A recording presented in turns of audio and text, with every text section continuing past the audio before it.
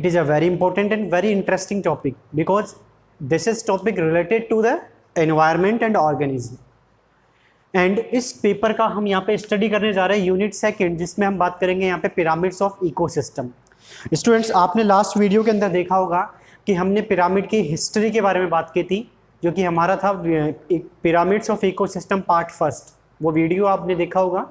तो उसमें हमने देखा था कि पिरामिड होते क्या है, कैसे वो मिलके बने होते हैं, उनको प्रिपेयर करने के क्या क्या नियम हैं, सबसे पहले पिरामिड किसने दिया और कितने प्रकार के होते हैं। ये सारे के सारे जो पॉइंट्स हैं हमने उस वीडियो के अंदर देखे थे। फिर भी आपने अगर वो वीडियो मिस कर दी है तो आप एक बार वीडियोस की प्लेलिस्ट में जाकर के वो वीडियो चेक कर सकते हैं, या आप डिस्क्रिप्शन बॉक्स में भी आप चेक कर सकते हैं, आपको लिंक मिल जाएंगी उस वीडियो की। और इस चैनल को आप ज़्यादा से ज़्यादा सब्सक्राइब करें और ज़्यादा से ज़्यादा शेयर करें, बिकॉज एक वीडियो बनाने के अंदर बहुत ज़्यादा जो एफिशिएंसी है, बहुत ज़्यादा जो एफर्ट्स हैं वो लगते हैं। इसलिए आप इन एफर्ट्स को बिल्कुल भी वेस्ट ना करने दें, इन्हें ज़्यादा से ज़्यादा आप शेयर करें। हम स्टार्ट करते हैं हमारा जो मेन पॉइंट है टाइप्स ऑफ पिरामिड के बारे में। एक बार ये ओवरव्यू है जिसमें हमने टेबल वाइज इसकी स्टडी कर रहे हैं यहाँ पे हम, फिर हम इनको अलग टॉपिक वाइज भी देखेंगे। तो हम बात करते हैं सबसे पहले पिरामिड्स के बारे में। तो टाइप्स ऑफ पिरामिड की हमने बात की, तो इसमें सबसे पहला पिरामिड हमारे पास आता है नंबर पिरामिड। तो स्टूडेंट्स, नंबर पिरामिड की अगर बात की जाए तो नंबर पिरामिड के जो पॉइंट्स है वो यहाँ पे हमने मेंशन किए हैं। पहला पॉइंट यहाँ पे है कि विभिन्न पोषक स्तरों में ये किसको दर्शाता है, सजीवों की संख्या को बताता है। किसको बताता है ये, सजीवों की संख्या को। क्लियर बात यहाँ पे। और विभिन्न पोषक स्तरों की बात की जाती है तो विभिन्न पोषक स्तर यहाँ पे अब होंगे, तो नीचे से हम स्टार्ट करेंगे। तो पहला होगा T1, फिर आ जाएगा T2, फिर T3, फिर T4 और T5। मतलब ये अलग अलग क्या होंगे, पोषक स्तर होंगे, और उन अलग अलग पोषक स्तरों पर ये किसको बताएगा, हमें सजीवों की संख्या के बारे में। नेक्स्ट पॉइंट, ये जो पिरामिड होते हैं वो हमेशा कैसे होते हैं, सीधे पिरामिड होते हैं। वेरी वेरी इंपॉर्टेंट पॉइंट है कि नंबर पिरामिड हमेशा सीधे होते हैं। बट आपको जैसा कि पता होगा साइंस के अंदर जो अपवाद हैं वो भरे हुए हैं। क्लियर बात है यहाँ पे। तो हमेशा तो सीधे होते हैं, और सीधे होने का रीजन भी है क्या, कि क्योंकि उत्पादकों की जो संख्या होती है वो हमेशा सबसे ज़्यादा होती है। और आपको मैंने बताया था जब पिरामिड बनाते हैं तो उसके नियम में कि हम इसमें सबसे नीचे की तरफ किसको रखेंगे, तो सबसे नीचे की तरफ हम रखते हैं उत्पादक को। तो जो चीज़ सबसे ज़्यादा होगी तो वो बढ़ती चली जाएगी या घटती चली जाएगी, तो वो ऐसे ही तो जाएगा ये स्लोप। क्यों, क्योंकि उत्पादक सबसे ज़्यादा है, फिर जो जीव आएंगे वो कम, फिर कम, फिर कम, तो ये सीधा ही तो हो जाएगा ना ये। तो मतलब इसका रीजन है सीधे क्यों होते हैं, क्यों, क्योंकि उत्पादकों की जो संख्या है वो सबसे ज़्यादा होती है। बट देखेंगे आगे होता क्या है। इसका एग्जाम्पल की अगर बात की जाती है तो एग्जाम्पल यहाँ पे आपको दिए हुए हैं जलीय इकोसिस्टम। जलीय इकोसिस्टम के अंदर भी हम बात करेंगे क्या क्या होता है। नेक्स्ट है घास के मैदान का इकोसिस्टम, या इंग्लिश में इसको कहा जाता है ग्रासलैंड इकोसिस्टम। तो ये इसके एग्जाम्पल है जिसके पिरामिड जो है वो कैसे होते हैं, हमेशा सीधे होते हैं। बट अपवाद मैंने कहा था कि हर जगह आपको देखने को मिलेगा, और क्या है कि परजीवी इकोसिस्टम या जो वृक्ष इकोसिस्टम होता है, मतलब जब पैरासिटिक इकोसिस्टम और ट्री इकोसिस्टम की बात की जाती है, और जब इनका नंबर पिरामिड बनाया जाता है तो ये पिरामिड कैसे हो जाते हैं, उल्टे हो जाते हैं। अब बहुत सारे स्टूडेंट्स के दिमाग में डाउट आ जाएगा कि अभी तो आपने कहा सीधे होते हैं, लेकिन मैंने ये भी तो कहा है कि अपवाद भी तो होते हैं। तो अब ये उल्टे क्यों होंगे, सीधे क्यों होंगे, उन सारे पॉइंट्स के बारे में हम स्टडी करेंगे। तो आप आराम से इस वीडियो को देखें, बिल्कुल भी आप घबराएं नहीं, आपके जो भी डाउट है वो सबके सब क्लियर होंगे। तो मैंने क्या कहा कि ये अपवाद स्वरूप ये जो पिरामिड है, यही पिरामिड क्या होता है, उल्टा होता है, बाकी सारे सीधे होंगे। फिर दूसरी बात, बेनिफिट क्या है, मतलब नंबर पिरामिड्स की हेल्प से हमें क्या पता चलता है। तो नंबर पिरामिड का सबसे ज़्यादा जो बेनिफिट है वो यही है कि इससे हमें क्या पता चलता है, संख्या के पिरामिड इकोसिस्टम का बायो पोटेंशियल बताते हैं। वेरी वेरी इंपॉर्टेंट पॉइंट है ये। किसको बताएंगे, ये बायो पोटेंशियल को। और बायो पोटेंशियल की अगर बात की जाती है तो बायो पोटेंशियल एक ऐसी चीज होती है क्या, जो इकोसिस्टम में जिस जीव का, जिस पोषक स्तर का पोटेंशियल सबसे ज़्यादा होगा वो सबसे ज़्यादा स्ट्रॉन्ग होता है, सबसे ज़्यादा एनर्जेटिक होता है। यानी कि इस नंबर पिरामिड से हमें क्या हेल्प मिलेगी, इस पिरामिड से हमें ये हेल्प मिलेगी कि आप सपोज दैट कि आप एक इकोसिस्टम के बारे में बात करना चाहते हैं और उस इकोसिस्टम के जीवों के स्टडी करना चाहते हैं, तो आपको ये तो पता होना ज़रूरी है ना कि कौन सा जीव सबसे ज़्यादा पावरफुल है और कौन सा सबसे ज़्यादा कमज़ोर है। तो उसके लिए आपको उसका पोटेंशियल ज़्यादा जानना ज़रूरी होगा। जैसे कि हम हमारे पोटेंशियल की बात करें, because teacher have more potential as compare to students. Because teacher अगर पोटेंशियल नहीं होगा तो वो कहाँ से स्टूडेंट्स को मोटिवेट कर पाएगा, कहाँ से उनको वो नॉलेज दे पाएगा। दैट मीन्स ये पोटेंशियल क्या है, ये हमारे काम करने की एफिशिएंसी को भी बताता है कि जिसका पोटेंशियल ज़्यादा होगा वो अच्छे तरीके से काम करेगा। दैट मीन्स ही इज और she is, it will be strong in ecosystem. तो यहाँ पे हमने क्या बोला कि संख्या की पिरामिड किसको बताते हैं, हमें इकोसिस्टम के बायो पोटेंशियल को। और it is a very important point कि हमें यहाँ से हेल्प मिलती है कि कौन सा जो ट्रॉफिक लेवल है, कौन सा पोषक स्तर है वो कैसा है, स्ट्रॉन्ग है, यानी कि कौन से जो जीव हैं वो स्ट्रॉन्ग हैं। क्लियर बात यहाँ पे। तो ये तो हुआ हमारा नंबर पिरामिड के बारे में बेसिक पॉइंट्स। हम सेकंड बात करते हैं यहाँ पे बायोमास पिरामिड की। तो बायोमास पिरामिड की अगर बात की जाती है तो प्रत्येक पोषण स्तर के जैव भार को बताता है। ये किसको बताएगा, जैव भार को। इसके बारे में हम डिटेल से बात करेंगे कि जैव भार होता क्या है। जैव भार की अगर बात की जाती है तो आपको मैं सीधा सा बता दूं, जैव का सीधा सा मतलब होगा जीव, और भार का आपको सबको पता होगा वेट, यानी कि जीवों का वेट। तो स्टूडेंट्स, जीवों का वेट की अगर बात की जाती है तो सबके दिमाग में तुरंत आ गया हमारा जो वजन होगा वही जैव भार होगा। ऐसा नहीं होता, वहाँ क्या होता है उसके बारे में हम बात करेंगे अलग से। लेकिन अभी आप केवल ये याद ध्यान रखें कि बायोमास से हमें क्या पता चलता है, पोषण स्तर के जैव भार का पता चलता है। सेकंड पॉइंट क्या है कि अधिकांशतः ये कैसे होते हैं, पिरामिड सीधे होते हैं। ये भी इंपॉर्टेंट पॉइंट है कि जैव भार के पिरामिड भी क्या होंगे, सीधे होते हैं। लेकिन एग्जाम्पल की बात करें कि कौन कौन से इकोसिस्टम इसमें आएंगे, तो घास इकोसिस्टम मतलब ग्रासलैंड इकोसिस्टम, और वृक्ष इकोसिस्टम मतलब ट्री इकोसिस्टम। तो ये दोनों इकोसिस्टम के जो पिरामिड होंगे वो कैसे होंगे, हमेशा सीधे होंगे। क्लियर बात है यहाँ पे। लेकिन मैंने कहा अपवाद हर जगह होते हैं, तो इसमें भी है। और इसमें क्या अपवाद है कि जलीय इकोसिस्टम का जो पिरामिड होता है वो कैसा होता है, इसमें उल्टा होता है। जलीय इकोसिस्टम का जो पिरामिड होगा वो कैसा होता है, उल्टा होता है। अब ये उल्टा क्यों होता है, डाउट तुरंत आ जाना चाहिए। और अच्छा पॉइंट है ये कि हमारे दिमाग में तुरंत डाउट आ जाते हैं कि हाँ अभी तो आप सीधे कह रहे थे, फिर ये उल्टे कैसे हो गए। तो आप थोड़ा सा इत्मीनान भी रखिए, क्योंकि सारे डाउट इस वीडियो में क्लियर होंगे, क्यों होता है ये उल्टा और क्यों होता है ये सीधा, सारी चीज़। तो अभी आप केवल इतना सा ध्यान रखें कि जलीय इकोसिस्टम में जैव भार का पिरामिड कैसा बनेगा, उल्टा बनेगा। बाकी सारे क्या होंगे, सीधे होंगे। ये आपको याद रखने पॉइंट्स एज इट इज़। मैं बाद में फिर इनको एक बार समराइज भी कर दूंगा, जिससे आपको थोड़ा सा याद करने में आसानी रहे। दूसरी बात, जैव भार के पिरामिड से हमें पता क्या चलता है, मतलब क्या बेनिफिट है इसका। तो जैव भार के पिरामिड से हमें इकोसिस्टम की खड़ी फसल के बारे में पता चलता है। किसके बारे में, खड़ी फसल। और खड़ी फसल को इंग्लिश में कहा जाता है स्टैंडिंग क्रॉप। किसके नाम से इसको जाना जाता है, स्टैंडिंग क्रॉप के नाम से। अब ये स्टैंडिंग क्रॉप क्या आ गया, तो स्टूडेंट्स स्टैंडिंग क्रॉप की सीधी सी बात आपको मैं बता दूं, जैसे खड़ा है ना ये पेन, और ये क्या है, गिरा हुआ है। दैट मीन्स गिरे हुए को हम क्या मानते हैं, इसके अंदर मरा, डेड, और ये क्या है, लिविंग। तो अगर बायोमास, किसी भी पिरामिड के बारे में आप अगर बायोमास की स्टडी करते हैं तो बायोमास के अंदर केवल और केवल उसके जो लिविंग पोटेंशियल है, लिविंग उसका जो वेट होगा, जीवित जीव का जो भार होगा, उसी को कंसिडर किया जाता है इसके अंदर। मरे हुए के बाद में किसी काम का नहीं रहता होगा। और सीधी सी बात है, अगर हमारा सपोज दैट वजन अभी 50-60 किलो है, और जैसे ही आप मर जाते हैं तो जब आपको मतलब या तो जलाया जाएगा, दफनाया जाएगा, जो भी काम होगा, उसके बाद में आपका वजन 50 किलो रहेगा क्या, रहेगा? मुश्किल से 1 किलो भी नहीं रहेगा, आधा किलो या 200 पाव भर में सिमट जाएंगे हम। दैट मीन्स हमारे इस पिरामिड्स के अंदर, हमारे इस इकोसिस्टम के अंदर वो जो मृत है, जो डेड ऑर्गेनिज्म है, जो डेड लिविंग लेयर है, डेड लेयर जो है, उसका कोई हमारी इस इकोसिस्टम के अंदर कंट्रीब्यूशन है? नहीं है। दैट मीन्स अगर किसी के डेड होने के बाद या किसी की मृत अवस्था की अगर बात की जाती है, तो मृत अवस्था के बाद में तो सबका जो वेट होता है अप्रोक्स इक्वल हो जाता है। तो फिर आप उसका कैसे बायोमास कैलकुलेट कर पाएंगे? बिकॉज मतलब लेस देन जो है डिफरेंस हमें देखने को मिलता है। इसका मतलब हमारे इकोसिस्टम के अंदर वैल्यू किसकी है? तो हमारे इकोसिस्टम के अंदर सबसे ज्यादा जो वैल्यू है वो है जीवित जीवों की, जो कि अभी प्रेजेंट टाइम के अंदर एग्जिस्ट करते हैं, जिनका एग्जिस्टेंस है।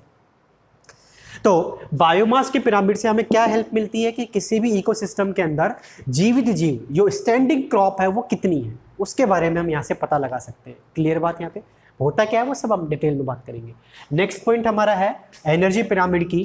तो ये पिरामिड हमेशा सीधे होते हैं, एकमात्र ऐसे पिरामिड है जो कि कैसे होते हैं, सीधे होते हैं, इनका कोई भी अपवाद नहीं है। ये भी ध्यान रखना है कि इन पिरामिड का कोई अपवाद नहीं है। दैट मीन्स इन पिरामिड में ऐसा कोई भी पिरामिड नहीं होगा जो उल्टा बनेगा। ऑलवेज ये कैसे होते हैं, स्ट्रेट होंगे। नेक्स्ट, उसका भी रीजन इन्होंने दिया है कि क्योंकि ऊर्जा का जो प्रवाह होता है वो कैसा होता है, चक्रीय नहीं होता, चक्रीय प्रवाह नहीं होता। और चक्रीय प्रवाह क्या होता है, चक्रीय प्रवाह का सीधा सा मतलब होता है कि एक कोई एनर्जी यहाँ से स्टार्ट हो रही है और वापस इसी के पास आ जाए, तो इसको हम बोलेंगे साइक्लिक मैनर। लेकिन अगर कोई एनर्जी यहाँ से स्टार्ट हो रही है और वापस यहीं पे एंड हो जाती है तो इसको हम क्या बोलेंगे, स्ट्रेट मैनर, लीनियर मैनर। तो यहाँ पे जो एनर्जी का फ्लो होता है वो कैसा होता है, बिल्कुल लीनियर होता है। और इसी वजह से हमने क्या देखा कि जो ऊर्जा का प्रवाह होता है वो चक्रीय ना होकर के कैसा होता है, बिल्कुल स्ट्रेट होता है, सीधा होता है। और इसी वजह से लगातार जो एनर्जी है उसमें क्या होगी, कमी हमें देखने को मिलती है। तो जब हम एक पोषक स्तर से दूसरे पोषक स्तर पर जाएंगे, मतलब T1 से आगे की तरफ T2, फिर T3 एंड देन T4 के पास अगर हम जाएंगे तो एनर्जी के अंदर क्या आता है, रिड्यूसमेंट आता है, एनहांसमेंट नहीं आता है। मतलब कमी हमें लगातार देखने को मिलती है।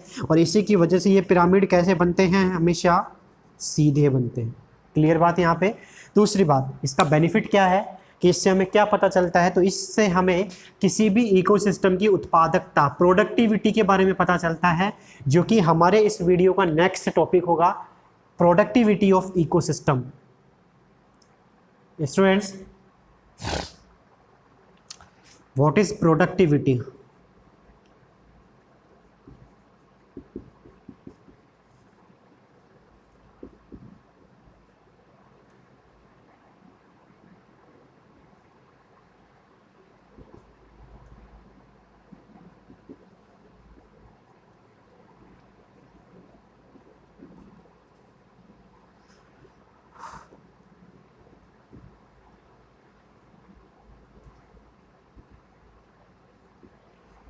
यहाँ पे मैंने इनको थोड़ा सा क्या कर दिया, इनका संधि विच्छेद कर दिया, मतलब इनको ब्रेक कर दिया। Product then VT. स्टूडेंट्स, ये कोई ऑथेंटिक लैंग्वेज नहीं है, वीटी का कोई मतलब नहीं है, लेकिन मैंने आपको एक्सप्लेन करने के लिए इसको मैंने क्या कर दिया, ब्रेक कर दिया। तो प्रोडक्ट का सीधा सा मतलब होगा कोई भी उत्पाद, और वीटी को हम यहाँ पे कंसिडर कर रहे हैं कैपेसिटी के रूप में। किसके रूप में? कैपेसिटी के रूप में। प्रोडक्ट को हम आगे वापस फर्दर डिवाइड करते हैं किसके अंदर, प्रोडक्शन के अंदर। दैट मीन्स किसी भी इकोसिस्टम के अंदर प्रोडक्शन करने की कैपेसिटी कितनी है और उस प्रोडक्शन से हमें वास्तविक उत्पाद जो है वो कितना मिला है। तो उन सारी पॉइंट्स के बारे में किससे हमें हेल्प मिलती है, इस एनर्जी पिरामिड से। Because without energy pyramid we can not consider the productivity of an ecosystem, and if we can not consider the production capacity of ecosystem, then how much the organism will be produce the products. यानी कि इन सारे points की study हम नहीं कर सकते without the energy pyramid. इसलिए ये वेरी इंपॉर्टेंट पिरामिड है, जिससे हमें क्या पता चलती है, किसी भी इकोसिस्टम की प्रोडक्टिविटी। क्लियर बात है यहाँ पे? तो एक बार आप इसको ड्रॉ करिए, फिर हम स्टार्ट करते हैं हमारा नंबर पिरामिड अलग से टॉपिक।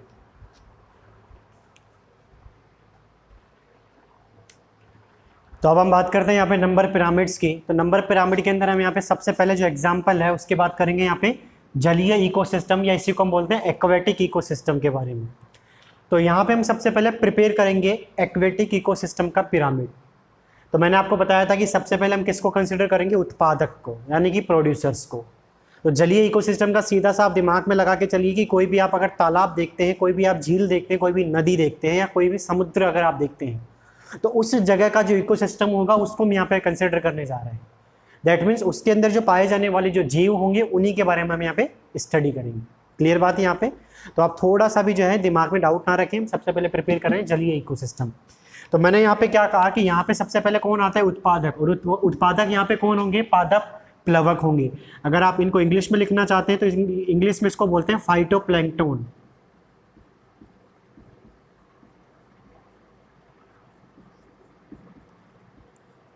ठीक है?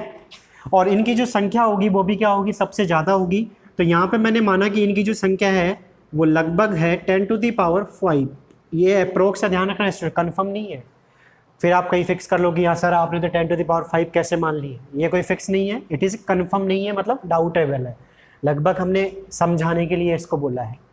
10⁵ हमने यहाँ पे मानी, तो ये क्या होंगे, यहाँ पे सर्वाधिक होंगे संख्या में, और इनको हम किसके किस श्रेणी में रखेंगे, उत्पादक की श्रेणी में। दैट मीन्स इस ट्रॉपिक स्तर को हम किसके नाम से जानेंगे, यहाँ पे T1 के नाम से।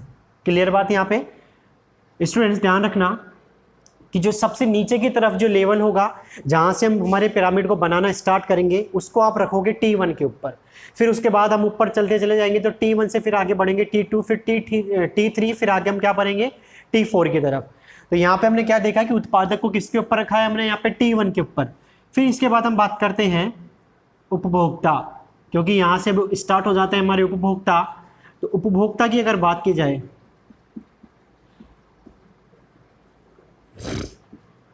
तो उपभोक्ता को हम यहाँ पे रखेंगे T2 स्तर के ऊपर। क्लियर बात। और यहाँ पे जो उपभोक्ता है वो होंगे सबसे पहले जंतु प्लवक, और जंतु प्लवक को इंग्लिश में कहा जाता है जू प्लैंक्टन। ठीक है।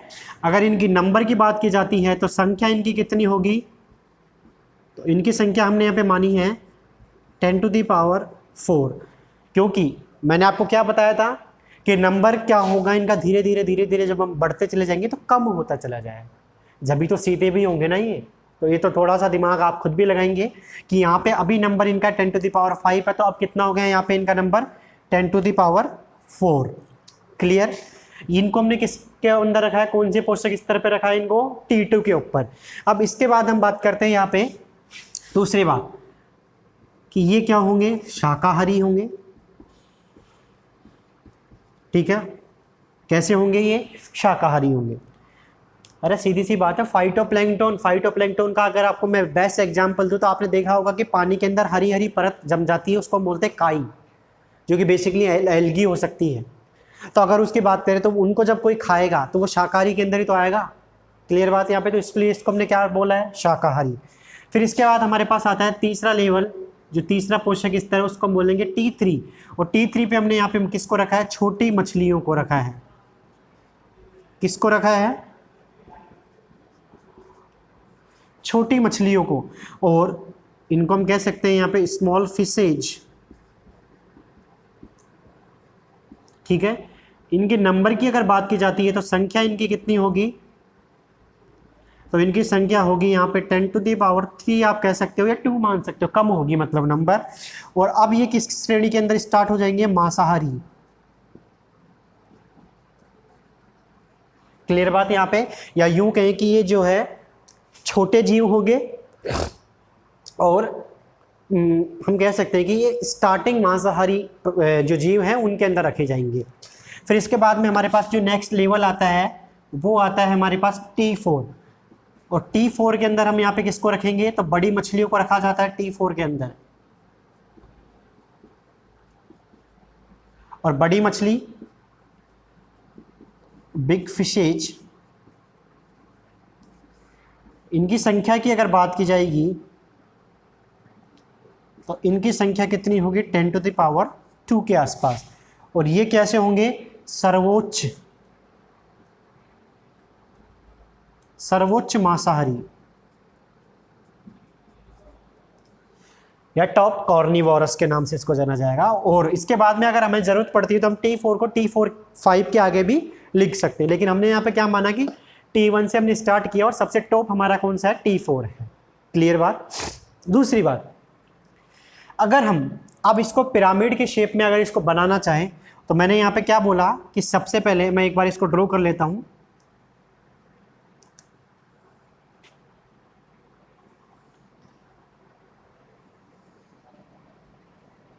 ठीक है। तो यहाँ पे मैंने क्या रखा कि सबसे ज़्यादा जो नंबर में होंगे वो होंगे T1, और T1 के अंदर हमने किसको रखा है, उत्पादक को, जिनकी संख्या हमने यहाँ पे कितनी मानी है, 10⁵5।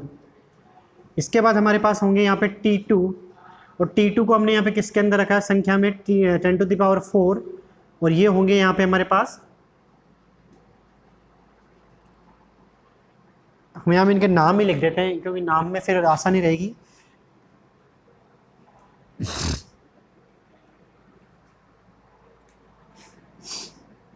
इसको हम यहाँ पे बोलेंगे पादप प्लवक, और यहाँ पे ये होंगे जंतु प्लवक।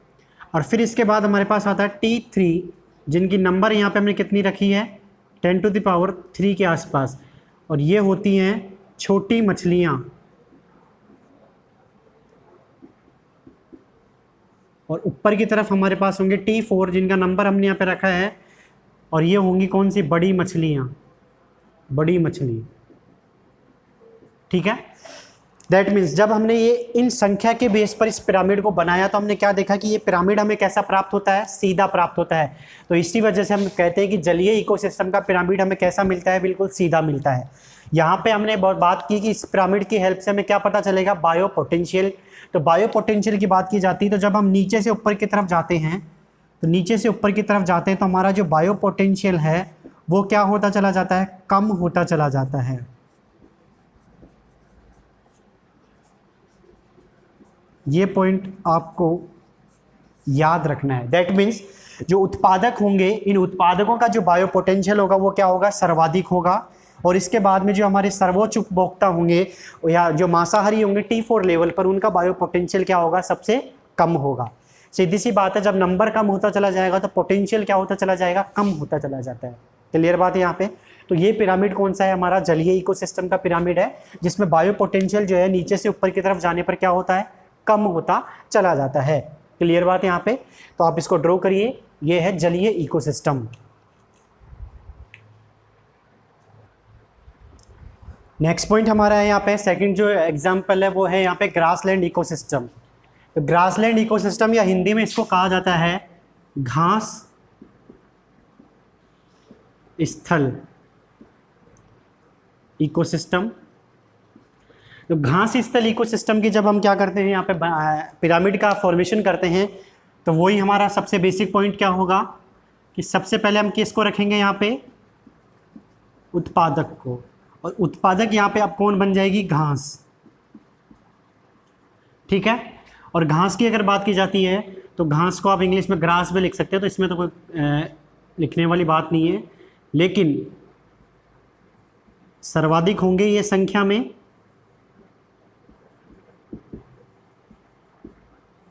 ठीक है, आपको पता ही होगा घास की अगर बात की जाती है तो घास क्या होती है, सर्वाधिक होती है। और इसको किस स्तर पर रखा जाएगा, तो इसको रखेंगे हम यहाँ पे T1 लेवल के ऊपर, मतलब सबसे नीचे की तरफ। इसके बाद हमारे पास आता है कि घास को जो खाएगा, जिसको हम यहाँ पे T2 लेवल के ऊपर रखेंगे, जिसका नाम यहाँ पे देंगे उपभोक्ता। तो उसका नाम हमने यहाँ पे लिखा है, मान के चले कि हम यहाँ पे रखें खरगोश। इसकी इंग्लिश में थोड़ा सा लिखना ज़रूरी है, तो रैबिट हमने यहाँ पे लिख दिया। तो जब इसकी संख्या की बात की जाती है तो संख्या क्या होगी, घास से क्या होगी, यहाँ पे थोड़ी सी कम होगी या ज़्यादा होगी, तो घास से क्या होगी, घास से कम। अरे सीधी सी बात है, घास की अगर आप नंबर काउंट करोगे तो खरगोश की तुलना में ज़्यादा आएंगे या कम आएंगे, घास तो ज़्यादा ही होगी ना नंबर में। तो हमने क्या देखा कि खरगोश सेकंड नंबर पे आते हैं। दूसरी बात ये क्या होगा, अब किस कैटेगरी के अंदर रखा जाएगा, ये शाकाहारी के अंदर। किसके अंदर ये रखा जाएगा, शाकाहारी में। तीसरा हमारे पास आता है T3, और T3 वापस हमारा तीसरा पोषक स्तर होगा। तो इस पे हमने क्या रखा, इस पे हमने रखा है लोमड़ी को, फॉक्स। और फॉक्स की अगर बात की जाती है तो संख्या की अगर बात की जाए तो संख्या क्या होगी, खरगोश से कम होगी।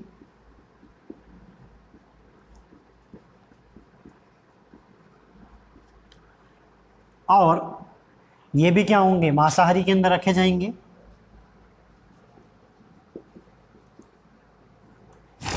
और नेक्स्ट हमारा जो लेवल होगा T4, तो इस पे किसको माना हमने यहाँ पे, शेर को, लायन। और इसकी अगर बात की जाती है संख्या, तो इसकी संख्या क्या होगी, लोमड़ी से कम। और ये क्या होंगे, सर्वोच्च मांसाहारी। ठीक है, तो इस तरीके से हम क्या करते हैं, यहाँ पे ग्रासलैंड इकोसिस्टम का पिरामिड तैयार करते हैं। T1 पे हम उत्पादक रखते हैं और T4 पर हम किसको रखेंगे, सबसे उच्च मांसाहारी या उपभोक्ता को। क्लियर बात है यहाँ पे।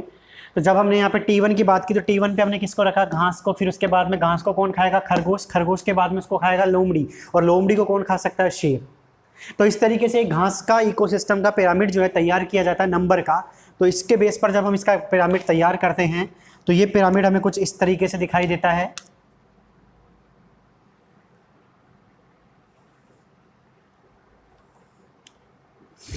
तो सबसे पहले मैंने यहाँ पे क्या माना, दिस इज द T1, और T1 पे हमने किसको रखा है, यहाँ पे घास को।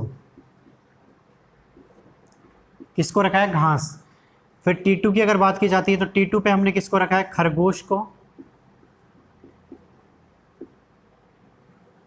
और इसके बाद में हमारे पास आता है यहाँ पे T3, तो T3 पे हमने यहाँ पे रखा है लोमड़ी को।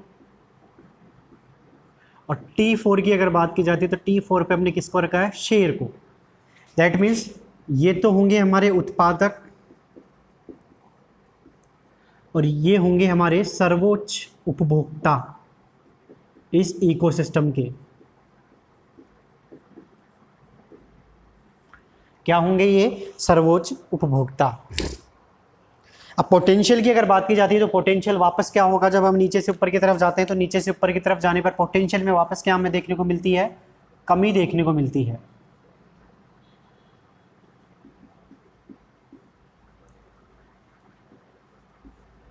ठीक है। तो इस तरीके से हमने क्या देखा, जब ग्रासलैंड इकोसिस्टम का पिरामिड तैयार किया जाता है तो वो हमें सीधा दिखाई देता है, और सीधा पिरामिड होता है जिसमें हमें नीचे की तरफ उत्पादक होते हैं जो कि संख्या में सबसे ज़्यादा होते हैं, और सर्वोच्च उपभोक्ता ऊपर की तरफ होगा जो कि संख्या में सबसे कम होता है। क्लियर बात यहाँ पे। और एक चीज़ और आपको यहाँ पे याद रखने की, सर्वोच्च उपभोक्ता जो है वो हमेशा क्या होगा, मांसाहारी होता है। सर्वोच्च उपभोक्ता हमेशा क्या होगा, मांसाहारी होगा। उत्पादक यहाँ पे क्या होंगे, संख्या में सर्वाधिक। उत्पादक क्या होंगे, संख्या में सर्वाधिक। क्लियर बात। तो इस तरीके से हमने यहाँ पे क्या बनाया है, ग्रासलैंड इकोसिस्टम का पिरामिड तैयार किया है।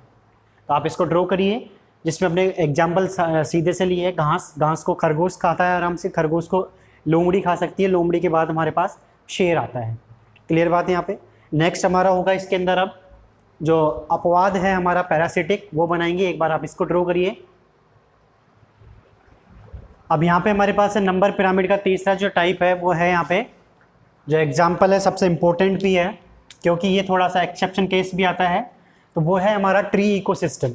तो ट्री इकोसिस्टम की जब बात की जाती है तो ट्री इकोसिस्टम के अंदर मैंने आपको जो फर्स्ट वीडियो में बताया था कि हमारे पिरामिड बनाने के नियम क्या हैं, तो उन्हीं नियमों को ध्यान में अगर आप रखेंगे तो ये पिरामिड आसानी से आप बना सकते हैं। और वो नियम क्या था कि सबसे नीचे हमें किसको रखना है, यहाँ पे उत्पादकों को रखना है।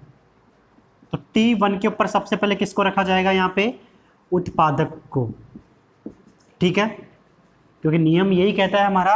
और उत्पादकों की यहाँ पे अगर बात की जाती है तो जैसा कि नाम है हमारा वृक्ष इकोसिस्टम, तो यहाँ पे उत्पादक भी कौन होंगे, वृक्ष होंगे। ठीक है, लेकिन जो स्थिति आपको कंडीशन जो एक्चुअल है, जो रियल कंडीशन है, वो तो बतानी पड़ेगी क्या, कि नो डाउट ये उत्पादक हैं, लेकिन इनकी संख्या की अगर जब बात की जाती है तो संख्या मैंने यहाँ पे अज्यूम की है कि इनकी संख्या कितनी है, यहाँ पे 10 है। कितनी होगी, 10। ये मैंने संख्या अज्यूम की है, कोई फिक्स नहीं है, आप कुछ भी मान सकते हैं, क्योंकि 10 पेड़ का होना भी बहुत ज़्यादा जगह को घेरता है। तो ये भी मैंने बहुत ज़्यादा बोल दिया कि एग्जाम्पल मैंने 10 ले लिए, लेकिन आप फिर भी कितना भी आप ले सकते हैं। तो मैंने क्या रखा कि T1 के हमारे ऊपर सबसे पहले क्या रखेंगे, हम सबसे नीचे की तरफ जो T1 होगा उस पर रखेंगे उत्पादक, और यहाँ पे उत्पादक हमने कौन से लिए हैं, वृक्ष। सेकंड हमारा पोषक स्तर होता है वो होता है T2, और T2 पे हम क्या रखेंगे, उपभोक्ता। क्या रखेंगे हम, उपभोक्ता। और उपभोक्ता भी कैसे, जो शाकाहारी होंगे। और जब शाकाहारी उपभोक्ता की बात आती है तो यहाँ से आप थोड़ा सा दिमाग लगाएंगे, परजीवी, क्योंकि परजीवी वर्ड का भी तो हम यूज़ करेंगे ना यहाँ पे। तो परजीवी की अगर बात आए तो परजीवी का सीधा सा मतलब होंगे ऐसे जीव जो कि दूसरे बड़े जीवों के ऊपर अपना जीवन यापन करते हों।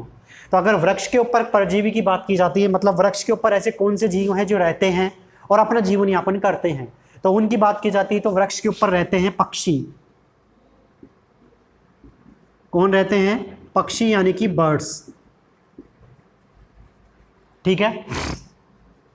जब इनकी संख्या के बारे में बात की जाती है तो इनकी संख्या मैंने 10 जैसे पेड़ों की मानी है, तो इनकी संख्या मैंने मानी है यहाँ पे 30 या 40, आप 50 लिख देते हैं यहाँ पे, कि एक पेड़ के ऊपर जो 50 पक्षी हैं वो हमें देखने को मिल रहे हैं। क्लियर बात यहाँ पे, ये पॉइंट क्लियर हुआ कि वृक्ष के ऊपर कौन मिलेगा आपको, पक्षी मिलेंगे, क्योंकि परजीवी है।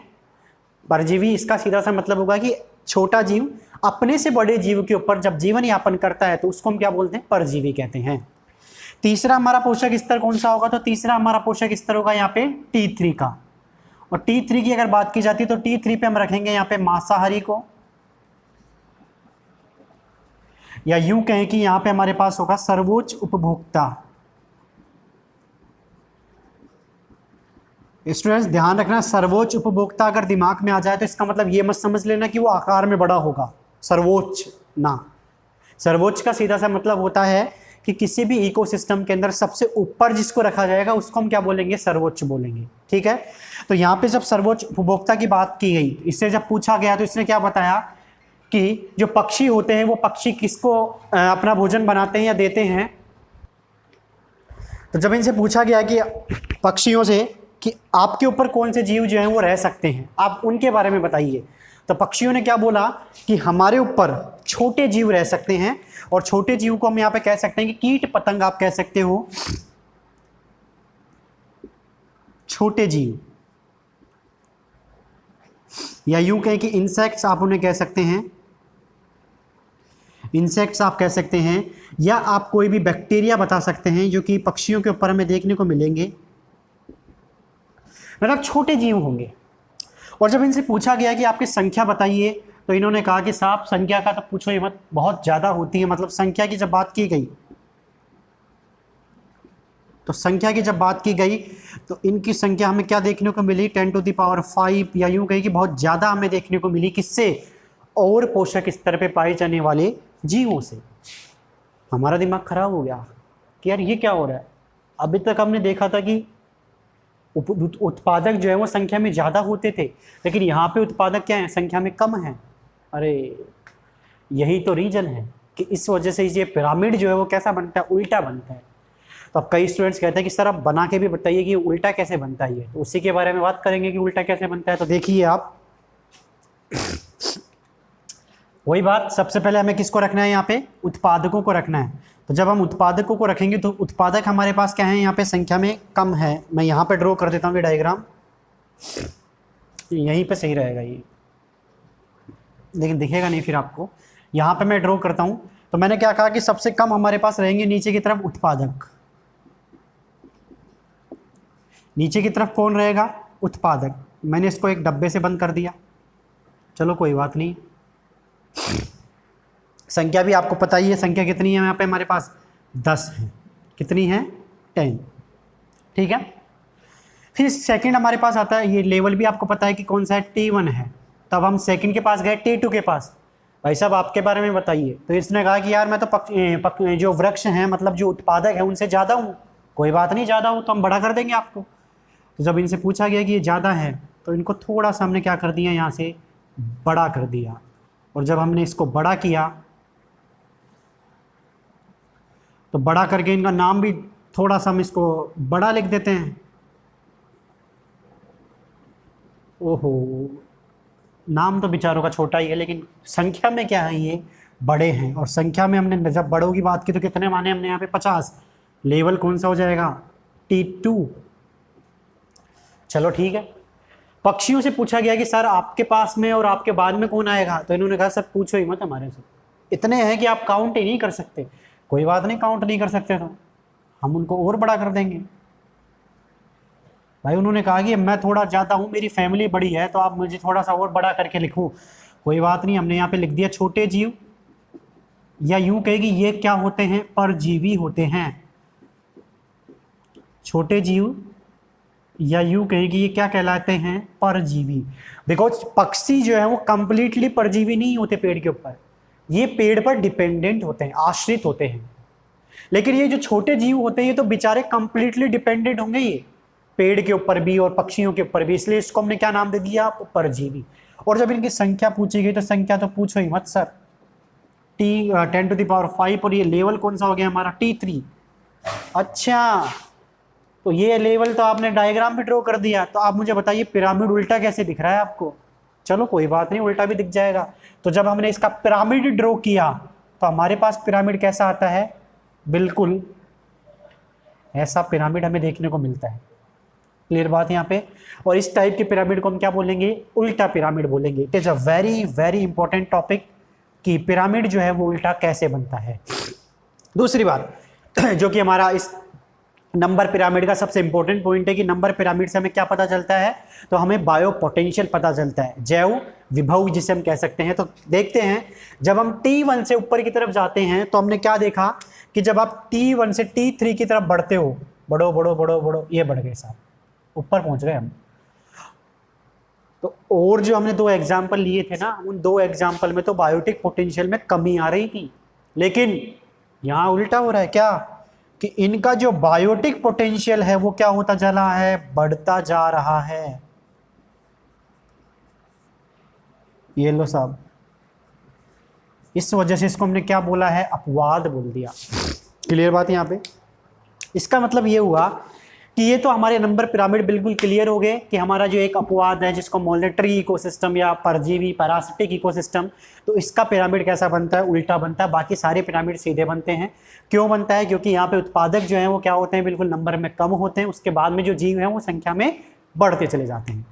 लेकिन एक चीज़ हमारे यहाँ पे अब समझ में आ रही है धीरे धीरे। क्या? कोई बता सकता है मुझे गैस करके? कि जो बायोटिक पोटेंशियल होता है वो डिपेंड करता है the number of organism. That means कि नंबर ऑफ ऑर्गेनिज्म जितने ज़्यादा होंगे बायोटिक पोटेंशियल भी क्या होगा? उतना ही ज़्यादा होगा। बिल्कुल सही बात। क्यों? क्योंकि हमने जो 2 पिरामिड्स बनाए थे उसमें यही तो बोला था कि जब हम नीचे से ऊपर की तरफ जाते हैं तो बायोटिक पोटेंशियल में कमी आती है। दैट मीन्स नीचे का सबसे ज़्यादा है और नीचे के नंबर क्या होते हैं? सबसे ज़्यादा होते हैं। यहाँ से हम एक इम्पॉर्टेंट जिसे हम कह सकते हैं कि जादू की झप्पी, ये आपने लाइन लिख ली है, एक बार इसको आप ड्रॉ कर लीजिए। फिर वो एक सबसे जो जादू का ट्रिक हम कह सकते हैं कि वो मैं बताऊँगा आपको फिर।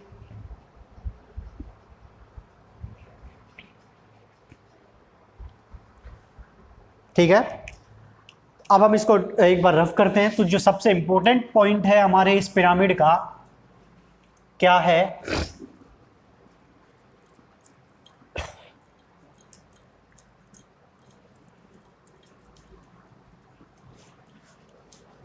स्टूडेंट्स, मैंने कहा था इकोलॉजी सबसे इंटरेस्टिंग टॉपिक है, और वो देख लीजिए, आपको मैंने बना भी दिया इंटरेस्टिंग। ठीक है, तो यहां पे मैंने कहा कि सबसे इंपॉर्टेंट जो पॉइंट था हमारा वो क्या था? कि बायोटिक पोटेंशियल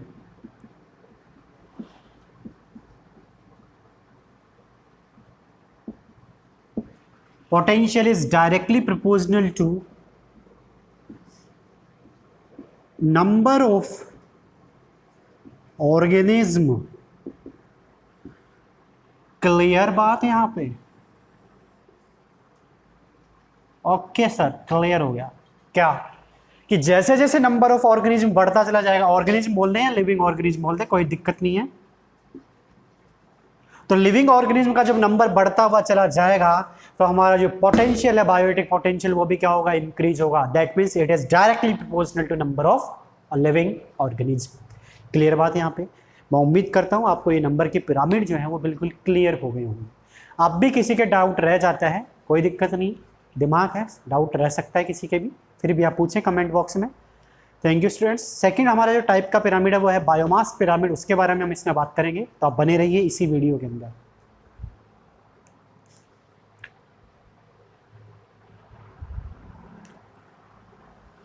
एक बार आप इसको ड्रॉ कर लीजिए कि बायोटिक पोटेंशियल की अगर बात की जाती है तो नंबर ऑफ ऑर्गेनिज्म जो है वो के डायरेक्ट प्रोपोर्शनल होता है।